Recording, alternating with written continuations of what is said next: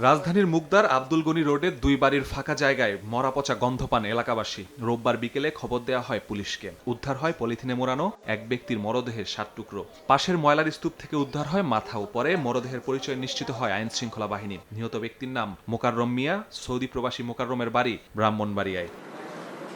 চাঞ্চল্যকর এই হত্যার রহস্য উদ্ঘাটনে ছায়াতদন্তে নামে র্যাব। গ্রেফতার করা হয় এক নারী ও তার মেয়েকে। জিজ্ঞাসাবাদে সামনে আসে হত্যার রহস্য। সংবাদ সম্মেলনে র্যাব জানায়, সৌদি প্রবাসী বন্ধু সুমনের স্ত্রীর সঙ্গে পরকীয়ায় জড়িয়ে পড়েন মোকাররম। সেই সুবাদে প্রেমিকা তসলিমাকে ৫ লাখ টাকা দেন মোকাররম। তাদের মধ্যে পরকীয়া প্রেমের সম্পর্ক আরও বেশি জোরালো হয়।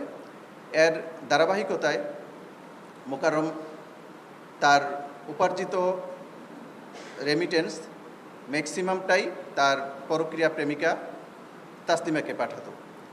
তার বাসায় সে যৎসামান্যই টাকা দিত।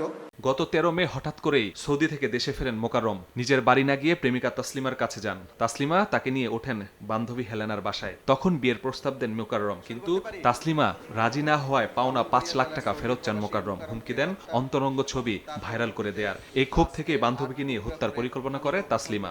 হেলেনা বেগম তার মেয়ের প্রতি আপত্তিকর কর্মকাণ্ডের জন্য নিজের মনে থাকা ক্ষোভ থেকে সে তাসলিমা বেগমকে সাপোর্ট করার জন্য রাজি হয়।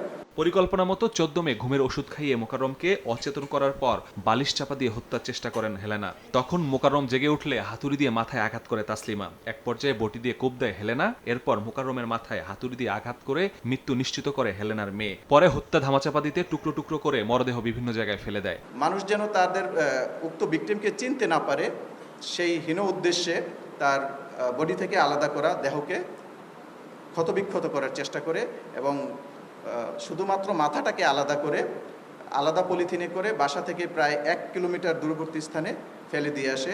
হত্যার পর একেবারে স্বাভাবিক জীবন শুরু করে তারা। বাইরে ঘুরতে যাওয়া, এমনকি তাসলিমার বাসার ছাদেও পার্টি করেন তারা। ৩ দিন পর মরদেহের খণ্ডিতাংশ উদ্ধারের পর আত্মগোপনে চলে যায় তাসলিমা। মেজু মেয়েটা পার্টিসিপেট ছিল।